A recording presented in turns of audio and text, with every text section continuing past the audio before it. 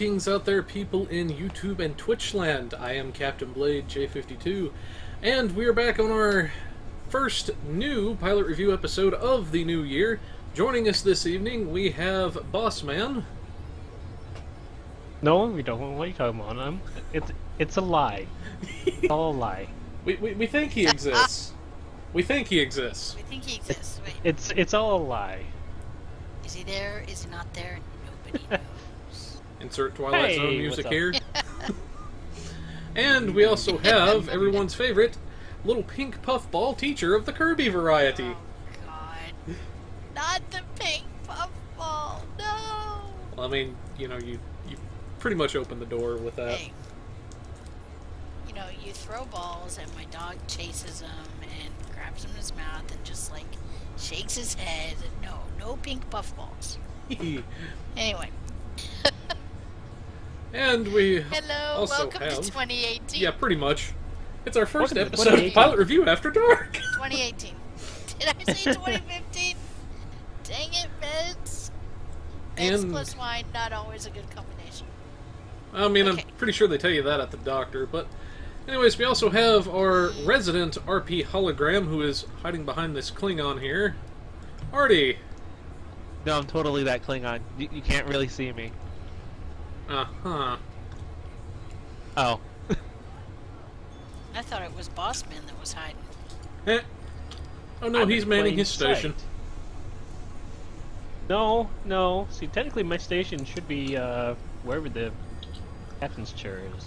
That would actually be right behind you. Yes. Wait, where's that captain's chair? Oh, there it is. There we Hi. go.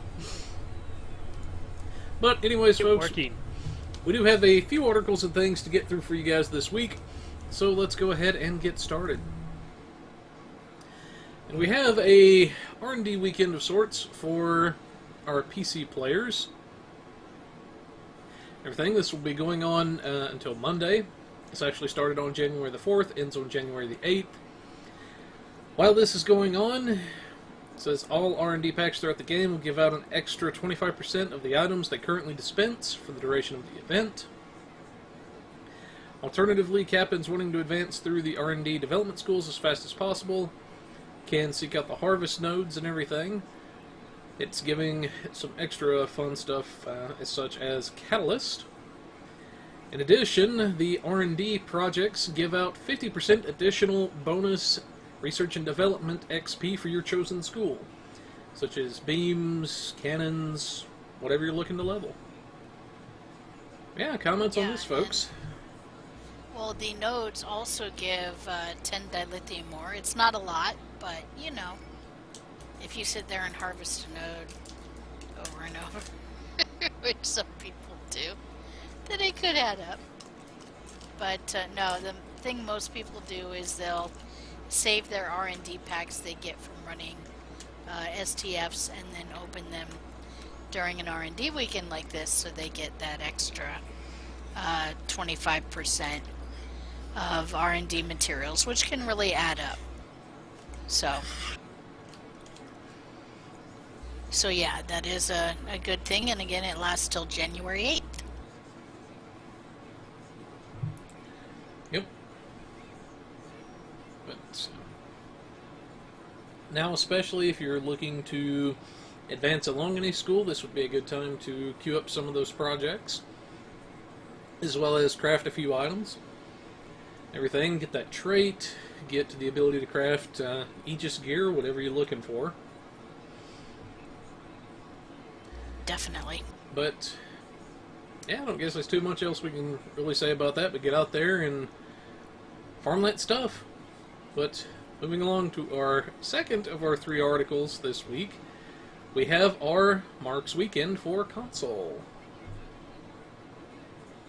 Yes, so for console they have a Marks Weekend. So what this means is from Thursday, January 4th until Monday, January 8th, the anything that rewards marks will reward an extra 50% bonus. So think time and a half, like overtime at work. And so if it normally rewards 100, you'll get 150. for anything that gives marks. So this includes fleet marks, reputation marks, anything like that. So find your favorite STF and farm away.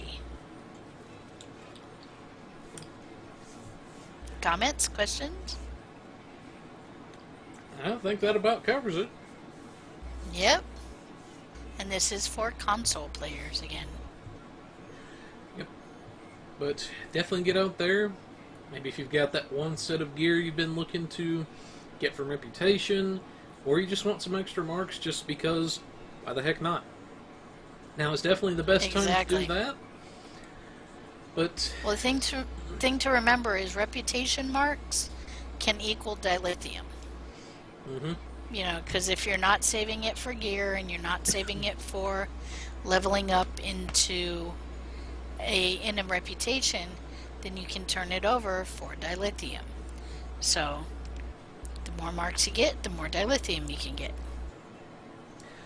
And speaking of that, I would say for my console players out there, just a little tip on the dilithium thing. Since this is a marks weekend, consider taking a trip through the Dyson Ground Battle Zone, because you will be able to pick up quite a few marks there on average on PC, and I'm sure it's once the zone gets going, it's probably pretty similar on console. Yeah.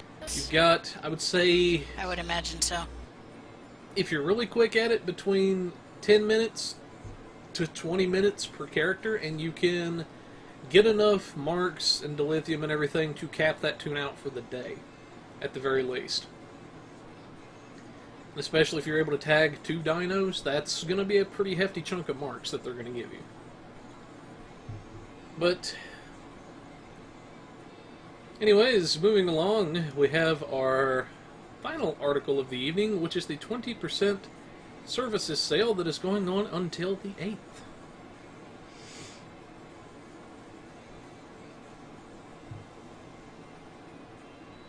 That would be our resident hologram, I believe. I was going to say, wake up over there. The button's not working. There we go. Okay. Okay, so this is for PC. You got the 20%. Oof, words. 20% service sale, and this goes for starting January 4th all the way to January 8th. Basically, this is for getting a little bit of a discount for your character slots, shared bank slots, the regular bank slots, bridge officer slots, the captain rename tokens and the retrain tokens, just normal character slots, the duty officer roster slots, inventory slots, outfits, the ship loadouts, the ship slots themselves, the dry docks, as well as the energy credit cap increase, which I would recommend. This would be the best time. If you don't have the cap increase, go ahead and just get it. Yes. So I was going to say, if you are a free-to-play character, this is definitely a good time for you to unlock some of these things that, that the subscribed and lifetime players normally have that you're looking to get. This will give you the most bang for your buck. So definitely, like I said, now would be the time. And again, if you're a free-to-play player, that energy cap increase would be the top priority, followed by the account shared bank slots. So there you go. Yeah, definitely. There's not really many things that we would consider mandatory to purchase in game. If you're a free-to-play player, then one thing you're definitely going to want to set your sights on, like my cohorts have already said, your energy credit cap increase is going to be your top priority, because that's going to allow you to hold up-teen amounts more of EC than you would be able to hold normally. Then if you get it even if it's just one row of account bank slots, that's going to open up the ability to move reputation, sponsorships, and things like that across your account. An extra 1 billion EC. Yes. So the thing with the energy cap increase, and consider this, free-to-play players, say, oh, I don't need it. You go from being able to hold 15 million energy credits to being able to hold 2 billion. So that is a huge increase. And with the account shared bank slots, that gives you the ability to move around or to hold 1 billion energy credits. So you can move around a total of 1 billion, or if you're getting maxed out, you can hold an extra 1 billion. Okay? Yep. So yeah, very important for those two. And to answer a question that I see in chat and everything, to get to the Dyson ground battle zone, that is, as far as the map itself goes, you have to, once you first get into the gate, keep flying to the right side of the map, and then that should give you a prompt to move to the next area. Once you move to the next area, then it is right in the center of that map. Once you go to the center of that map, you should be under some kind of a giant spire, and then that should give you a prompt to move to the ground battle zone. Then... Yes. Now, they may be talking about, because there is a thing where you have to have completed, well, they say you have to have completed Sphere of Influence, the mission Sphere of Influence. Yep. Now, some people haven't gotten there yet, but are still at level 50, which is technically, which is the level that you can go to the ground battle zone at. So there is a way to get there if you haven't completed Sphere of Influence. Yep. It's quite easy. Go to your Fleet Dyson Sphere, transwarp there, and while you're in space, click on the thing for your transwarp hub, or your what do you call it? Oh my goodness, my brain is completely fried. Your transit officer, and look for Sphere Allied Space or Allied Sphere Space, something like that. It'll say Allied in it, and click on that, and that'll take you to the same entrance as everybody usually gets to for going to the ground battle zone. Indeed. And yes. And since we're on the ground battle zone and giving you a lot of, I'm sure probably a lot of info, I would definitely recommend taking a TR-116B down there with you for whenever you go to actually shoot the dinosaurs. The big V-Rex is at the end. Reason being is because if you don't do 1% of the damage to the dino itself, you don't get credit for it. All you get credit for is an assist, which is like 5 marks, 5 dill, and then I think 5 experience points, something like that. I don't remember what the third thing is. It's not worth it, pretty much. But reason being, most people are going to be using energy weapons down there. They're not going to be expecting you to pop out a TR. So I don't know what your career is, but especially if you're tactical, pop a couple of cooldowns first to buff your damage, crack off the secondary shot through the TR, and you'll start doing all of your damage straight to itself. And that can guarantee that you can get the tag a lot easier. But yes, definitely. And if you're an engineer, lay down your fabrications. Yeah, things like mines. I think the transphasic mines bomb. Are awesome. I've seen people use the transphasic bomb quite a bit. Yes. The orbital chasing beam. But yeah. Yep. Orbital chasing beam is a really good one. Oh yeah. For making sure you get over that 1%. But it will only work with 1 dino, so you only get 1 dino out of that. So you have to go and use your other fabrications for the other 2 dinos, but you can at least get 1 dino with that one. Yep. Just hit your chaser and run. But yeah.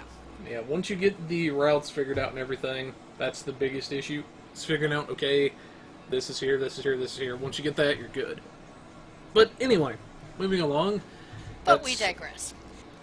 Yep, we will have these in the notes for you guys. Not really many articles this week. It seems like it's kind of, I guess, the downtime between the holiday season and the new stuff. The new year. They're taking their vacations as well. Yes, it is.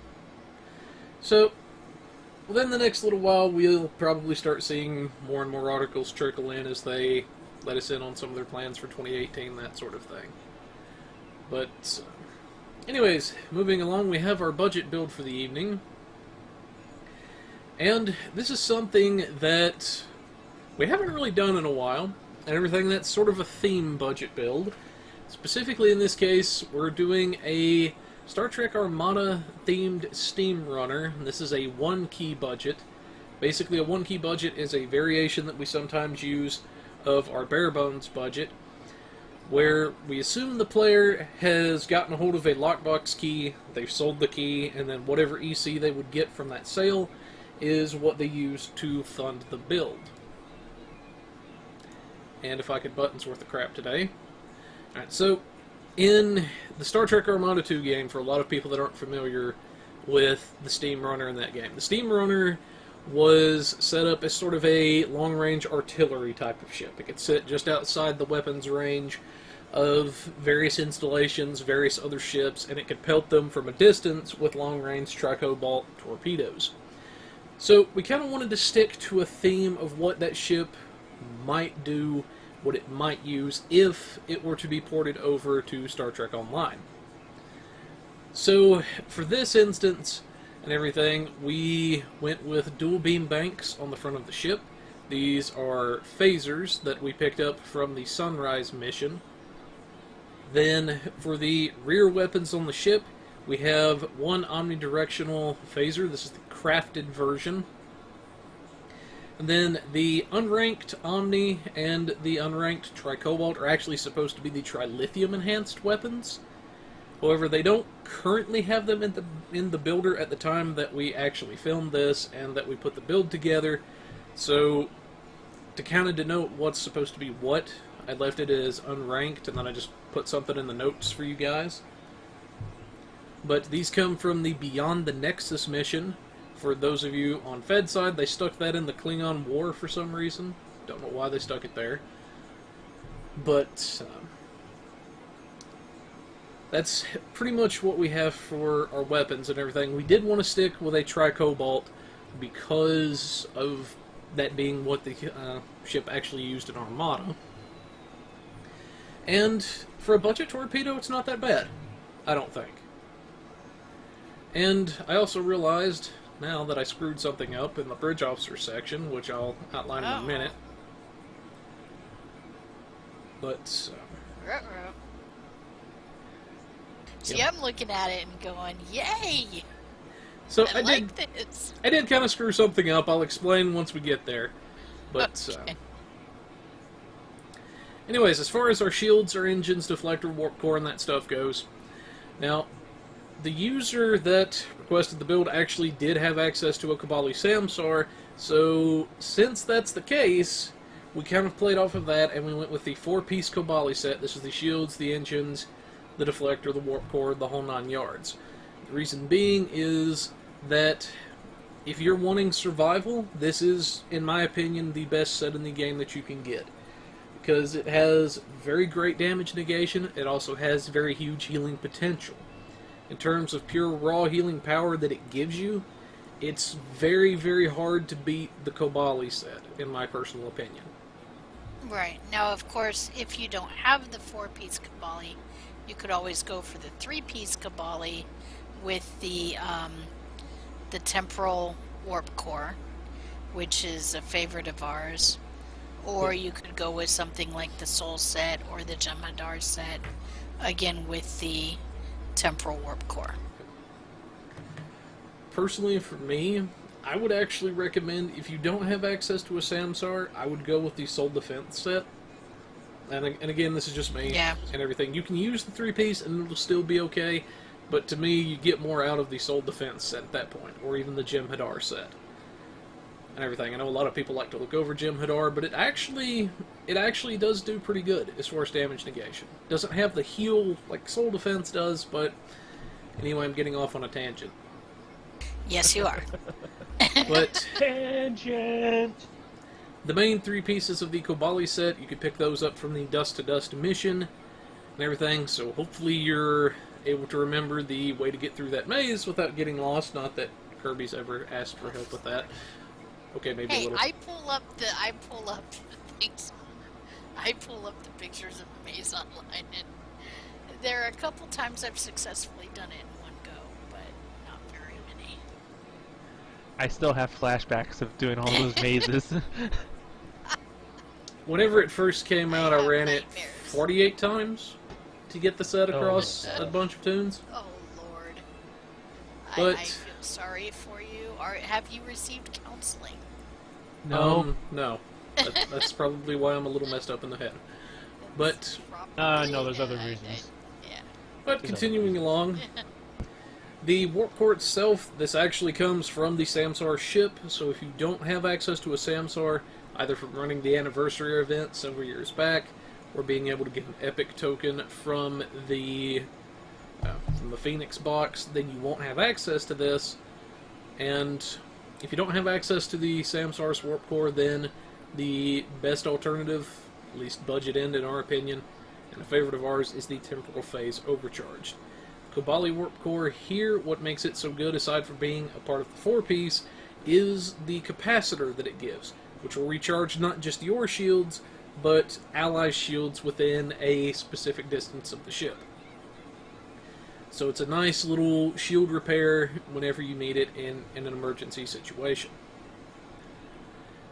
Then, as far as our devices go, we usually like to think of those as personal preference, but some of the devices you can actually pick up, you could pick up Geminite hardpoints, you could pick up Deuterium Surplus, those you can get from doffing missions.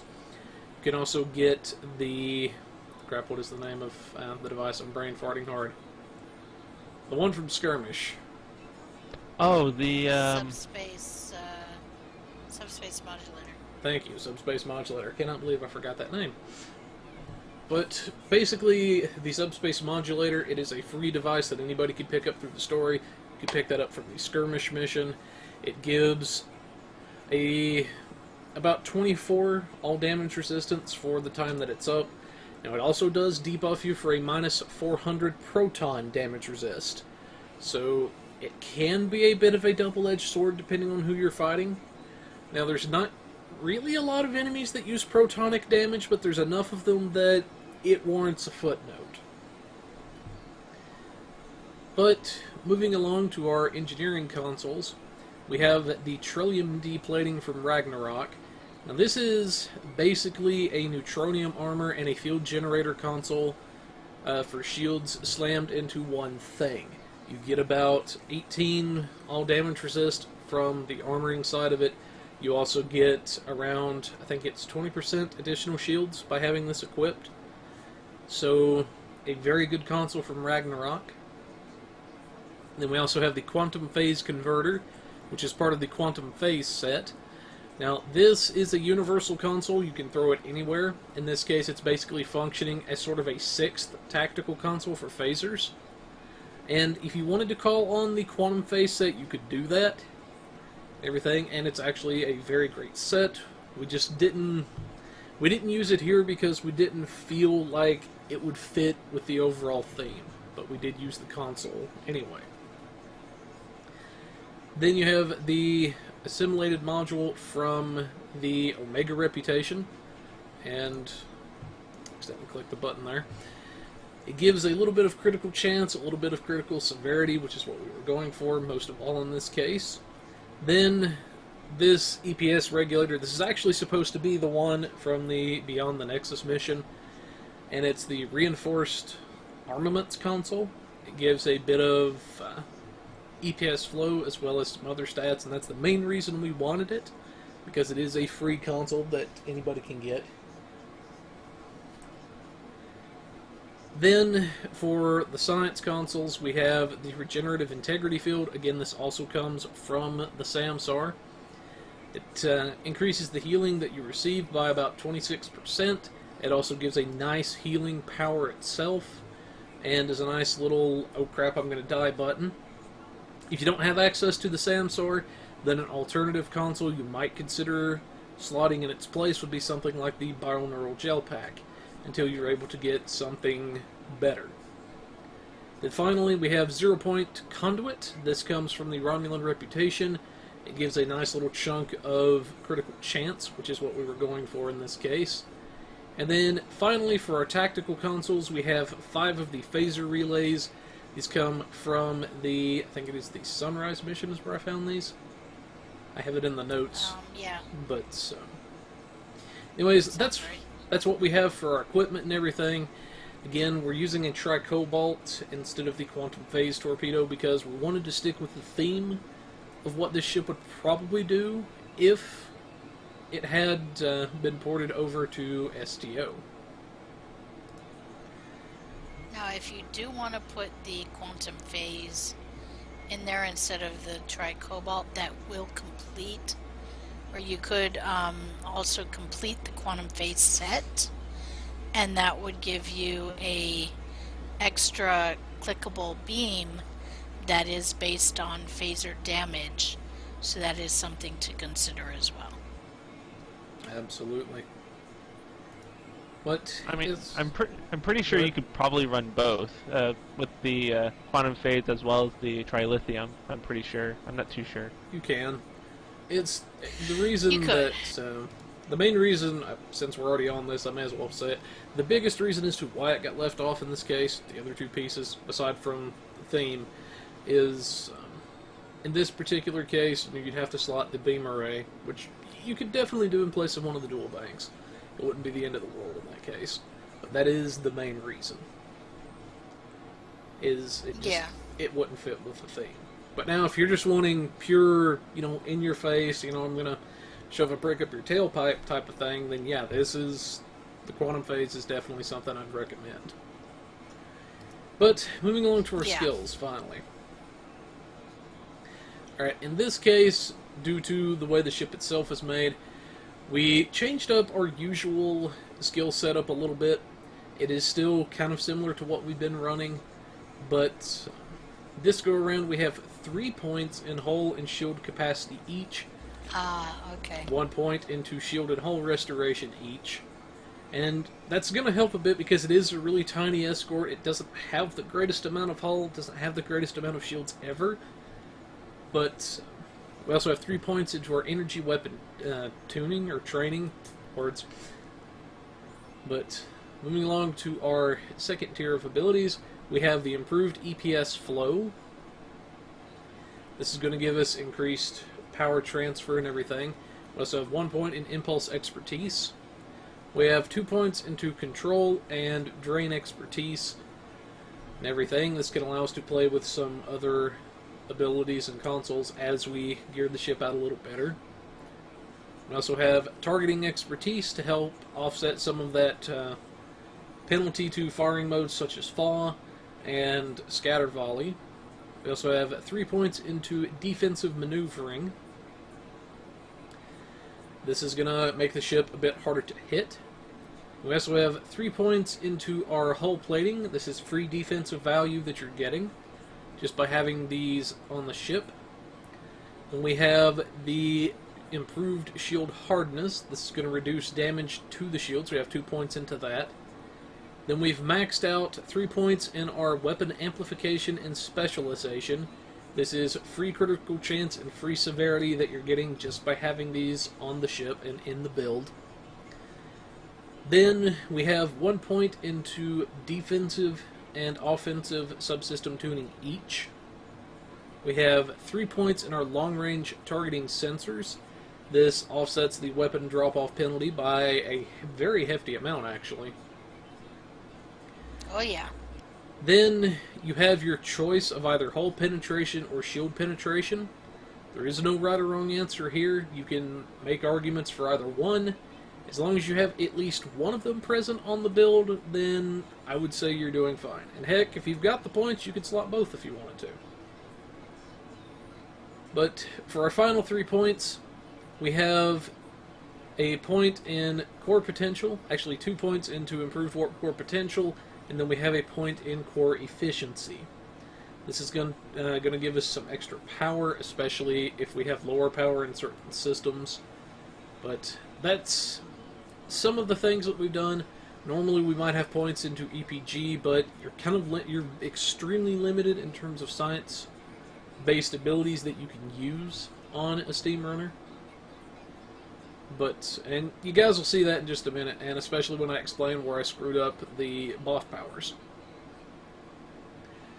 But moving along to our specializations, we have intelligence as our primary, strategist as secondary. everything. This is going to give a good bit of DPS as well as a good bit of survival to the ship as well. Kind of a happy medium of the two, because you don't really want to gimp yourself in survival. You want to be able to take at least more than one hit, and on the flip side of that, you don't want to be a turtle either, to where you never die, but you don't kill them either. Alright, moving into our traits area. Now, for this particular build and everything, our first trait we have is the Beam Barrage. This is the R&D trait from the Beam Crafting School. We assume, typically, whenever we do our budget builds, that you've chosen at least one school to level up with you on your character, and we've assumed in this case that Beams is the school that you picked. Then we have Last Ditch Effort. That's because the person doing this was a tactical character. This is the career-specific trait. If you do not, if you're not a tactical character, but you want to use the build anyways, then swap out your own career-specific trait for Last Ditch Effort, or where that would be, I should say.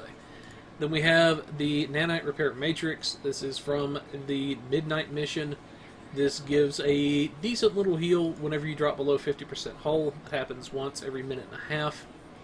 We have Elusive to make your ship harder to hit. It gives free defensive value. Accurate to improve your energy weapons and make them hit easier, and also to offset that fall penalty. Operative for a bit of free critical chance and severity. Point blank shot from House Peg, which increases damage or energy damage the closer you are to a target to a certain cap. Beam Training for free beam damage, and then finally Fleet Coordinator for free damage based on the number of team members you have in your party, including yourself. As far as the Starship traits go, the person that requested the build indicated they did have improved pedal to the metal, so that's going to be our fourth trait, when normally we might just have 3. We have improved predictive algorithms that comes to us from the Intel specialization. This gives a accuracy buff to the ship, everything, which is going to further offset that fall penalty. Then we have unconventional tactics, granting a damage increase to brace for impact for a short time. Then finally we have the best defense, which gives our attack patterns a hull healing buff along with their normal effects. Then we have our space reputation abilities. Here we have our advanced target systems for free critical severity. We have our aux power offense for a damage buff based on our aux power. Then we went with advanced engines here for a bit of flight speed, turn rate, excuse me. That's going to help keep our ship on target a little easier.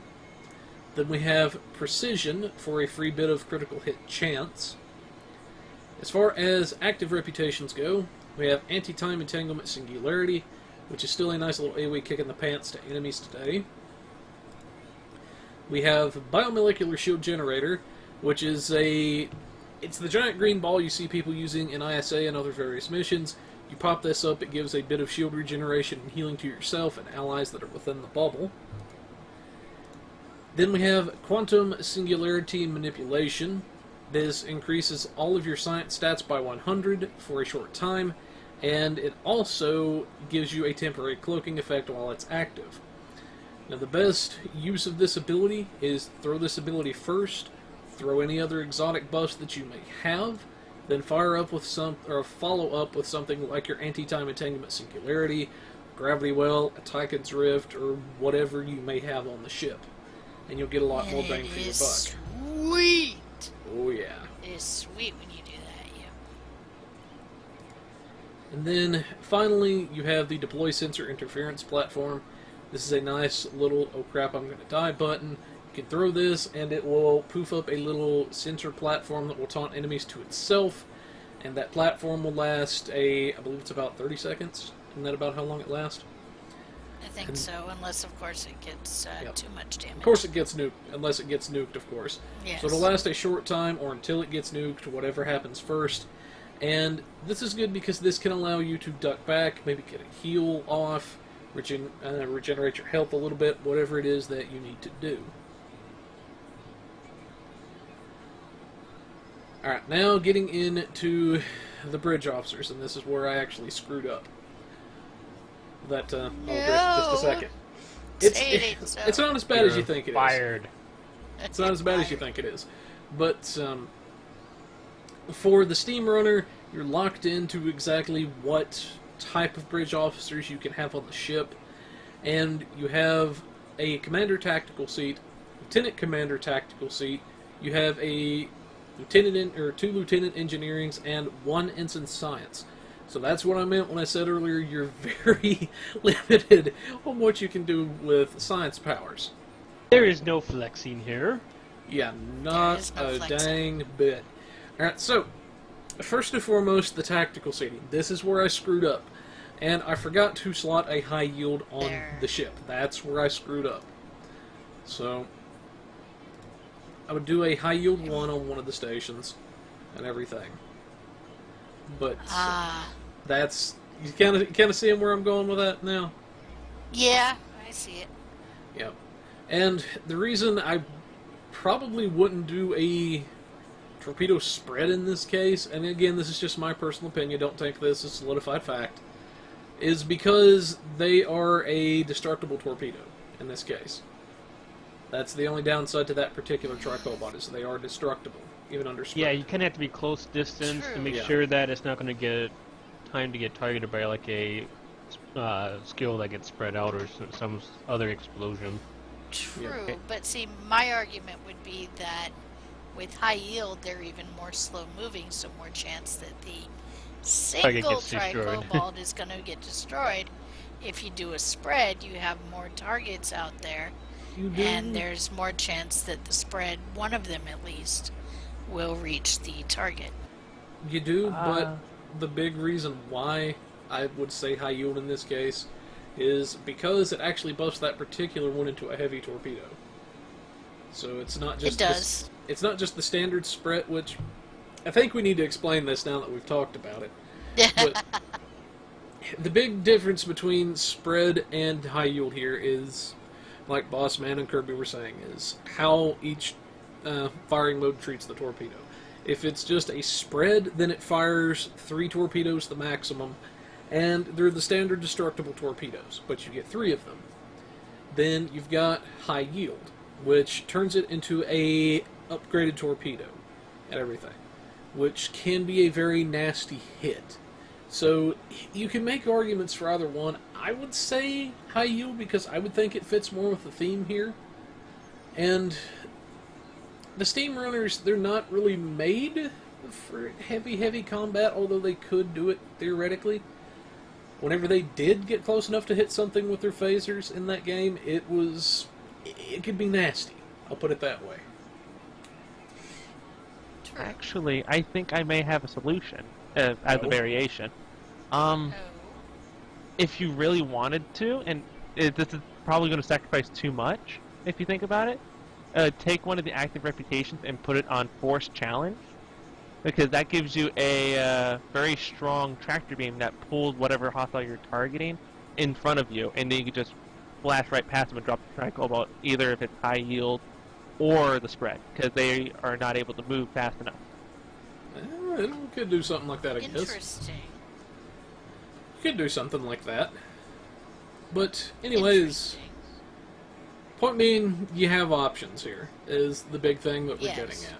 And I will, for the record, I will have this corrected in the notes once this episode actually goes live. So you'll see the corrected version of the ship, and not the one where I screwed up. Now, I do have one change I would make.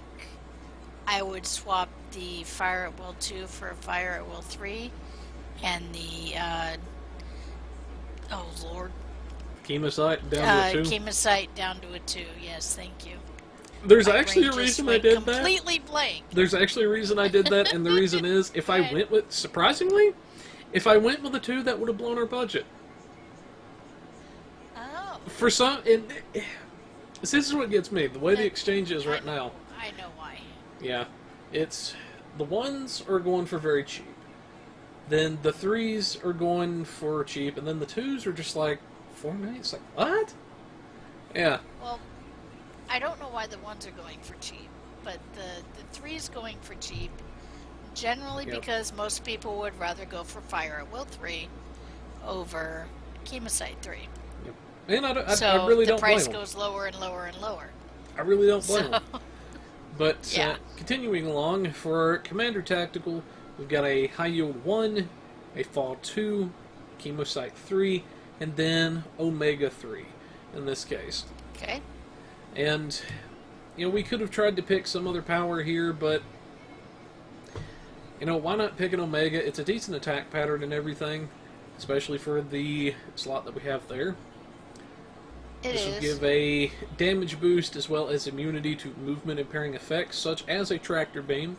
So if you get locked in a Tractor Beam from the board, you can pop Omega and you can get out of it. So that's one good thing that you True. do have there. Now, it is important to note that Omega does have a longer cooldown than most other attack patterns. So if you find that you are not able to have an attack pattern up as often as you'd like, you could try Beta 3 in that slot instead. And do Beta 3 and Beta 1. Yep. But continuing along, we have our Lieutenant Commander Tactical. And here we have a Tactical Team 1. This purges certain tactical-based debuffs, as well as automatically redirecting our shields as some of its main effects. Then we have our Beta 1, which debuffs the enemy. And then we also have our Fall 3. So you've got your 2 copies of Fall, you've got 2 different attack patterns you can draw from. Then, for our first Lieutenant Engineering, we have an Emergency Power to Weapons 1 and Weapons 2. This is going to enable you to keep that up a lot longer than you would have with just a single copy. Everything. It'll actually, with 2 copies, you can keep it up 100% of the time. Yep. Then, for our second Lieutenant Engineering station, we have our Engineering Team 1. This restores a bit of our hull, as well as purges certain debuffs, such as the viral matrix from those darn Iconian probes that annoy the heck out of all of us. And then we have our Reverse Shield Polarity 1. This will recharge the shields in a pinch. Then, for our Ensign Science, because we've only got the 1 power here, I would actually recommend the Hazard Emitters 1. It's a heal over time, it purges the Borg plasma fires from their torpedoes and everything, and gives you a heal. No, I agree with Chris here, because the basically, like I always say, shields go down, then what? So you have a heal towards shield for shields in a pinch with your reverse shield polarity. So this will give you the cleanse for the other things, the and then what? So there you go. Yep. And to kind of help with cooldowns, if you did want to, this is one option you did have, is you could theoretically remove a emergency to weapons and then put one of the aux to bats on there and everything. So that is one other option you did have and everything, but I think it's going to do good the way it is now, at least for the time being. But hopefully you guys can kind of see what we're going for with the build and everything. We're kind of sticking to a theme a bit, but also trying to make it to where it's not really a glass cannon, but not really a turtle either. But getting into our notes really quickly to touch base on some numbers, the total amount of VC we had to invest in this case was $4.3 million. That's the price of a key, roughly. At this moment, we used $2.85 million, so that's to get our Chemosite 3 and our crafted omnidirectional beam. Then for dilithium, we only used 30,000 dilithium, surprisingly. So you're looking at a 4 days total build time. That's just counting the dilithium refinement limits, assuming that you have a single tomb that is running. But, yeah, final comments, thoughts on the build, guys? Oh, very good. I like it. Yeah, I mean, there's so many things you can do with a ship. It's kind of fun just thinking of all the different items. I mean, I'm one of those people that like to do odd different builds on this. And one of the things that I noted and pointed out is that this would actually do a pretty darn good aux to bat build Oxtabat. Yep. That's actually Oh. kind of that's why I brought up the Oxtabat. But yeah. Well, if you stop and think about it, here you got one sign skill that's your big healing skill, and Yeah. you can make it so that you can have that up ready to go anytime. But you could on the tactical side of things, you can go with one fire at will 3, and then you can do like a high yield or a torpedo spread 3, and then you can have a yes. Good, yeah. One of each of the skills, and then you get a little more variety in what you're actually shooting, so you're not just like fire will 3, fire will 3, fire will 3, fire. You know, I hate build sets the same thing over it and over again, so I like to make things a little more unique so I can have more skills that's pulling in. Granted, I have 2 Oxtabats to make it work, and the other problem that you have is unless you farm it, Oxbat duty officers is expensive. That is true. So that's the other thing with Oxtabat. Very expensive. At least if you do the purple ones, it is possible to use the blue level ones and get close to global, and you can kind of fudge it if you have some of the, if you do like the what you call it, bioneural gel pack. Yeah, and you can fudge it with some other stuff to help it chrono, out. so you can get the blue ones and fudge it with a couple other things to help it out and get it down to get your cooldowns down to global. But yeah, it can be pretty pricey if you're not careful. Yeah, exactly. But that is definitely something to consider when it comes down to it. So. But anyways, But then again, folks, that's me with my random build sets all over the freaking place. well, Yes. I mean, I would only question it if they didn't work, and they work. So I mean, you know. They do. They do. Somehow my builds work, and I don't know how, but I make them work. Bossman is crazy. Anyways, folks, point being, you've got options with this ship and everything. Why not? This is just one variation, one way you can do it and everything. We'll have this in the notes for you guys, and I actually just corrected the link itself and everything. So you should be seeing the corrected version of the ship, but moving along to the bugs corner, not really too much I can go into at the moment. It's kind of quiet at the moment. If you've got anything, like I say, if you've got any bugs to report, feel free to let me know in game. Especially if you've got my @ tag and everything, just say, hey, I'm reporting this bug. Let me know what it is and everything. Just say, hey. Oh God. I broke it. And here we go. Actually, it was reported to me right before we started. One of our guys is having issues with the newest update, and its interaction with the Chroma Razer Chroma board. So it seems to not be interacting correctly. He says he has a video, so I will get that to you later. Alright. But I have a feeling I know who this is, but yeah. I think you probably do. Yeah. But if you're experiencing the same thing out there in Twitch and YouTube land, let us know. Yep.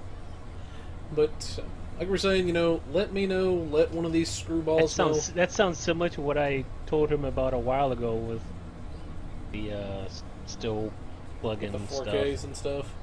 No, well, that was part of it. One of the other things that I told him is the other thing that happened is exit the game and it's still in the Chroma item for Star Trek Online. Yep. So either the game's not completely closing, or they have the person who made the Chroma plugin for Razer stuff is got problems. Yep. But Which- point being, it be borked, man. It be borked. I mean, the 4K is It bad be enough. borked. It's bad enough with the 4K display where, it's just like impossible for me to play, and I don't play it on my desktop anymore. I play on my laptop, and because my laptop doesn't have as good as graphics and whatnot, yada yada yada, that's not my main computer. I don't play. Yep. But There you go. point being, I can't play. Yep. Point being, if you've got, like I say, if you got issues, be it, one of the screwballs on the show with me here, be it, and they do this for fun, folks. That's what they're Yes, not we telling you. do. Is they do this for fun. Yes, we do. Usually, Notice- It's reaction I- factor. Notice I said I heard about it before the show.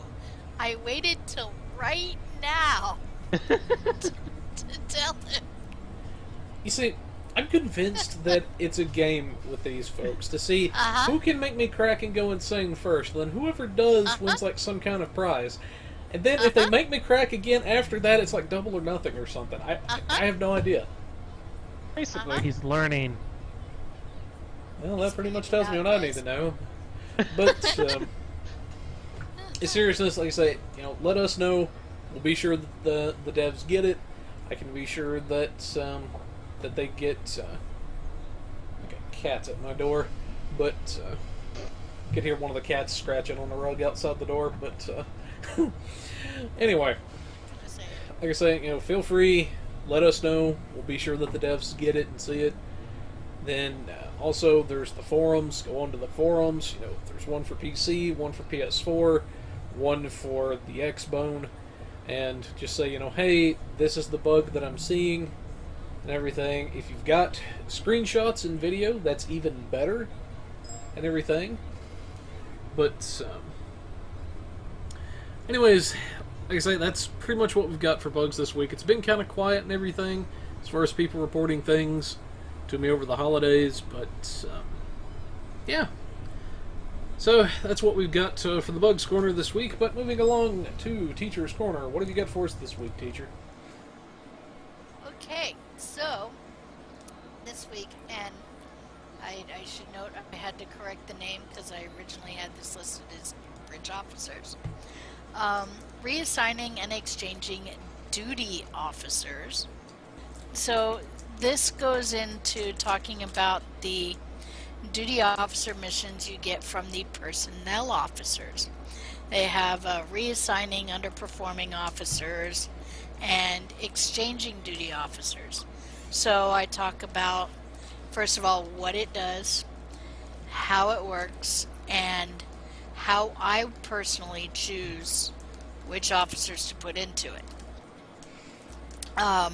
So of course, open to comments.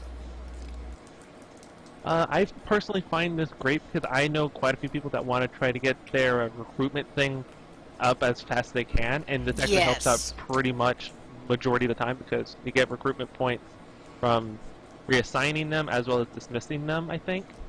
But Yeah. it's easier Now- just to reassign them, I believe, right? Yeah, I wouldn't dismiss. I would do the exchange that gets you 3 of the lower officers. So if you, for example, if you exchange a blue, you get 3 of the green.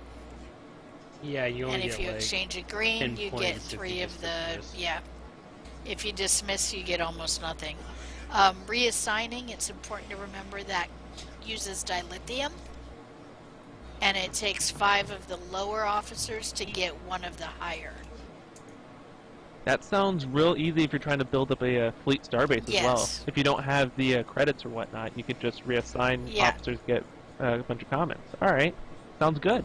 Yeah, and that's actually one of the things I do to get all my commons is I'll do the, I'll do the weekly thing you can do to get the random officers, and then anything I get over a common, I do the exchange to break it down to commons, and I just turn them in. Nice. Yeah, It's a so system, it works. It's really helpful. It does. So, yeah, so I go over how to do that, what it all means, and all of that. Break it down very much in the video. So check it out. I suck with duty officers, so I'm probably going to be using this, actually.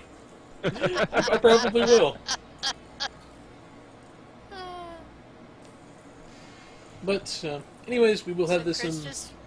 Oh, go ahead. So Chris just found his new favorite video. Well, I wouldn't go that far, but one of my favorite stove videos, I'll put it that way. I will give you that one. Awesome. But, anyways, if you've been curious about this, you want a good way to get duty officers, especially for your fleet starbase and everything, and you don't have the credits to just buy from the starbase, this is actually...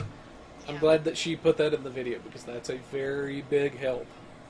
Yeah, and you'd be surprised how fast green and blue officers, especially, and I don't like to do purple ones, because purple ones are actually very, very useful, but greens and blues are low enough that they're, you know, that you're able to break them down, and when you look at it, one blue officer is worth 9 common. 9 white officers that you can then donate to your fleet, which will get you a whole crap ton of fleet credits. Because it's actually, and most people don't think about this, the thing that has the most, you know, donating a single thing per fleet credit payout is duty officers.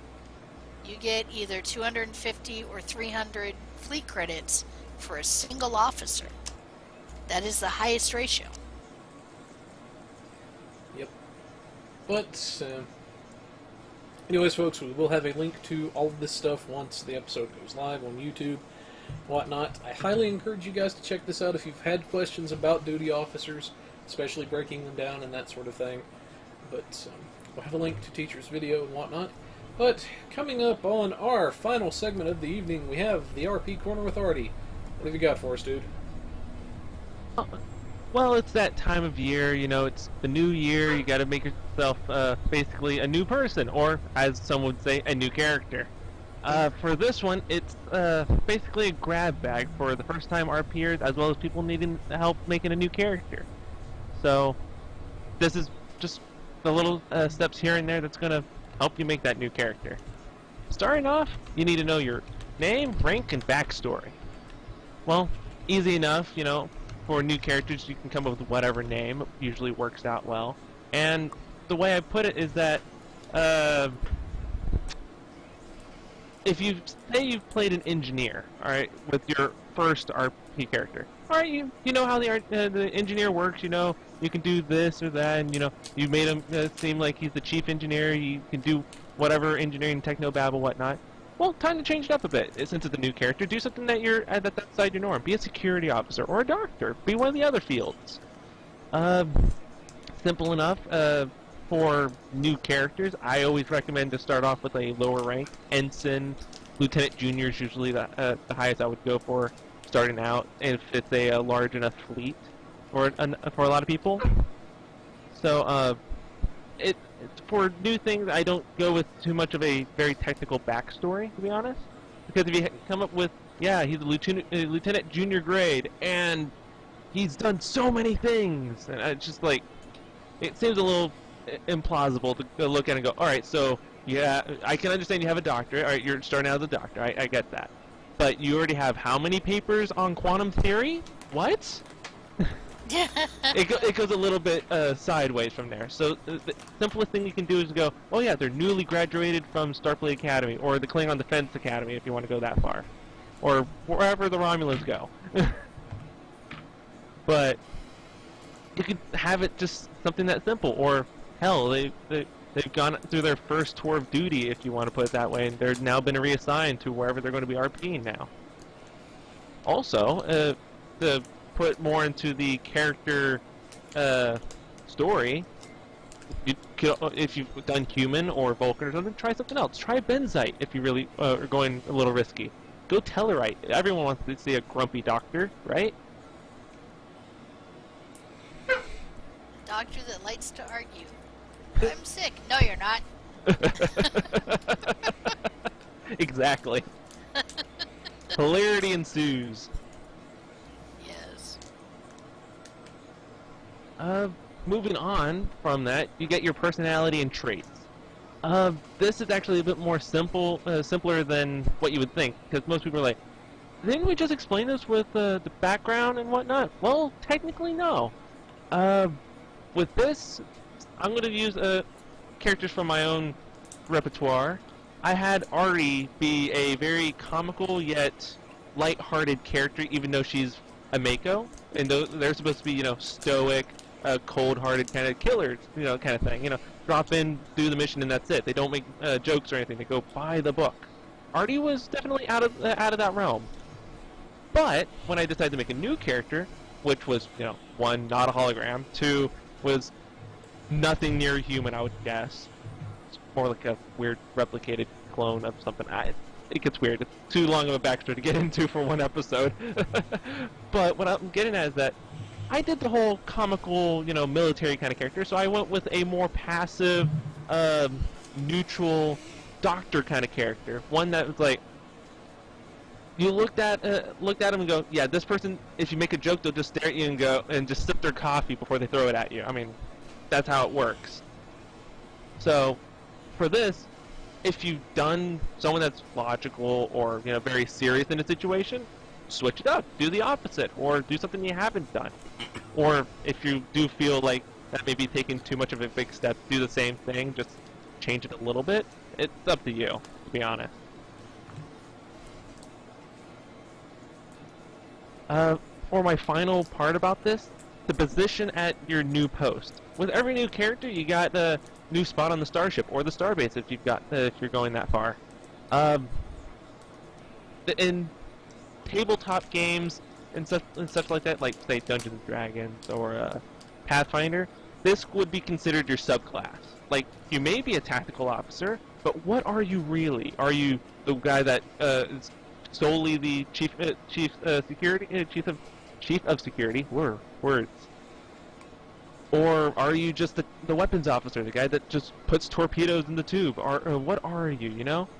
So maybe you can change it up. If you're using the same class, do something slightly different. If you were the security officer, do something that's more starship centered instead of ground combat or something. Who knows? You may find that more interesting than what.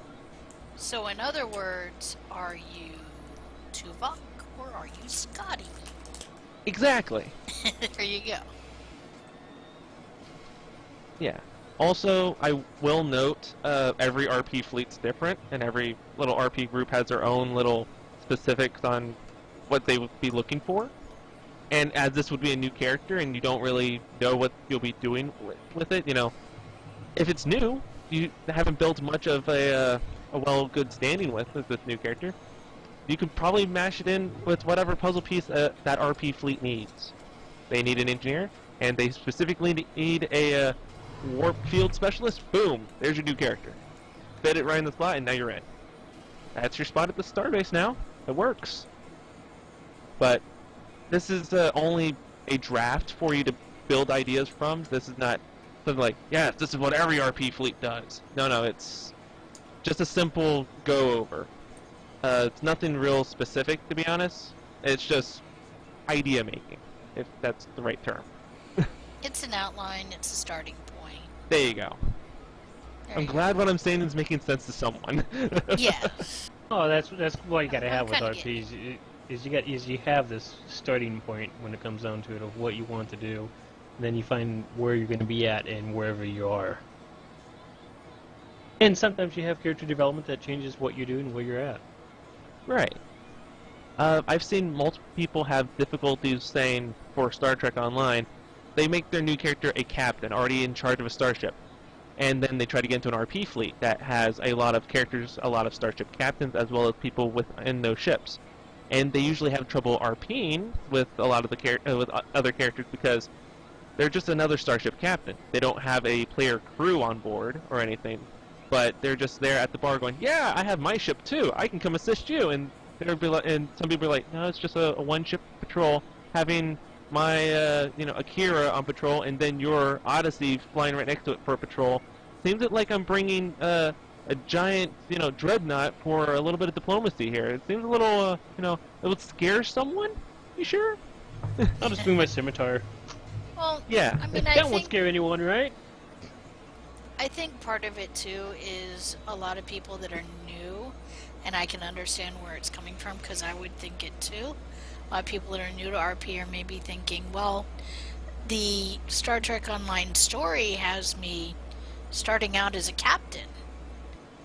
You know, I mean, I immediately take control of the ship and everybody calls me captain, and, you know, and I'm in charge of my ship, so, you know, I gotta be captain.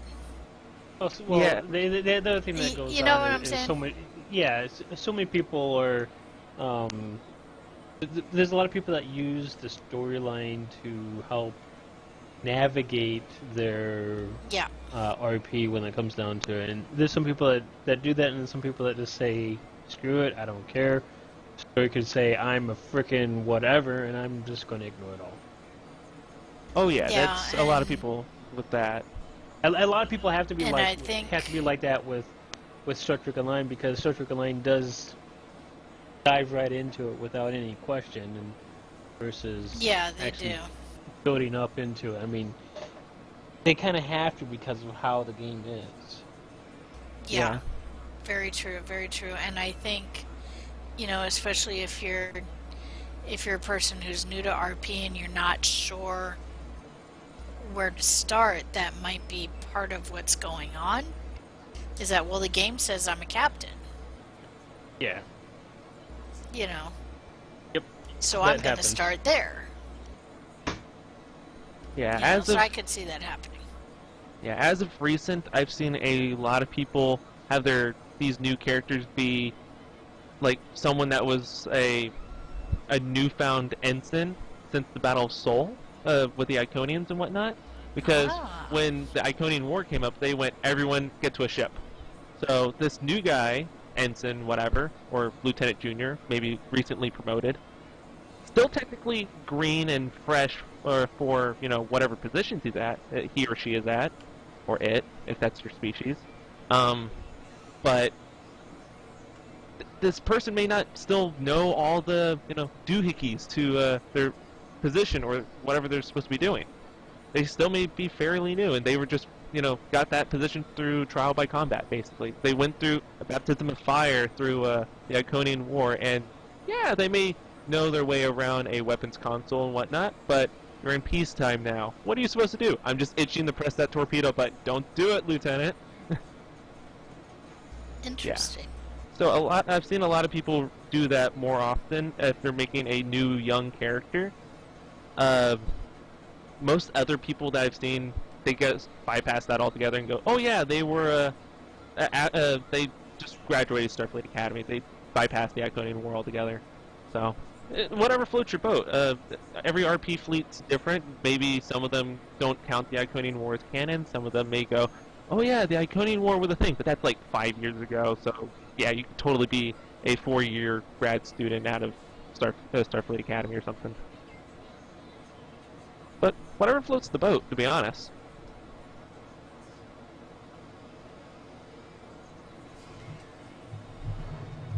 But Interesting. definitely sounds like a interesting starting point for sure. Yes, it does. But anyways, we will have this stuff in the notes for you guys, so you can kind of get some ideas as to your new RP character and whatnot. But that's pretty much what we've got for this week for you guys and everything. It's kind of good to be back after the holiday break and everything. Hopefully everybody had a very safe and great holiday season. Hopefully didn't Yes. drink too much eggnog like Kirby. But anyways, if you've got any requests for budget builds, please let us know. Like you saw, we did a theme build and whatnot, and let us know what your budget is, what kind of ship you want.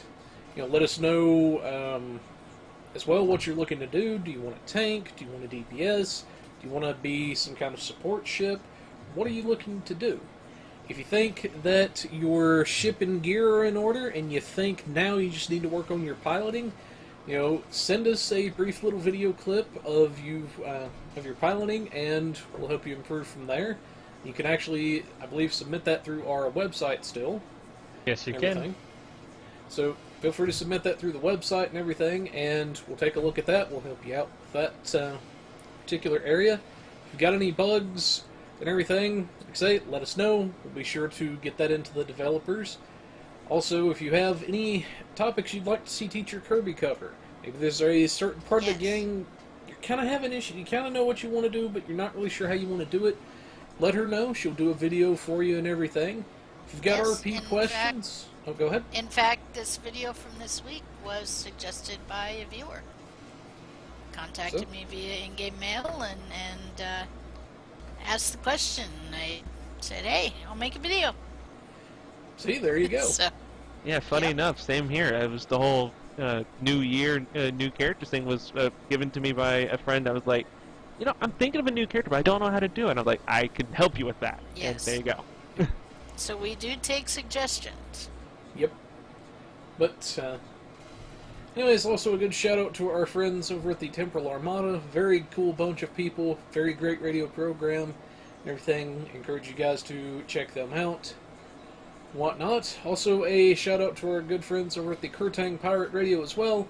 They're another great radio program that we work with and everything. Very cool bunch of people. Very chill bunch and everything. Definitely give those guys some shout outs from us and everything. But anyways, folks, like I say, hopefully y'all had a very great and safe holiday season and everything, whatnot, and hopefully you're having a great new year so far. But for now, folks, this is the Pilot Review Show, and you're warping out of here. Take care, everyone. Bye! See ya.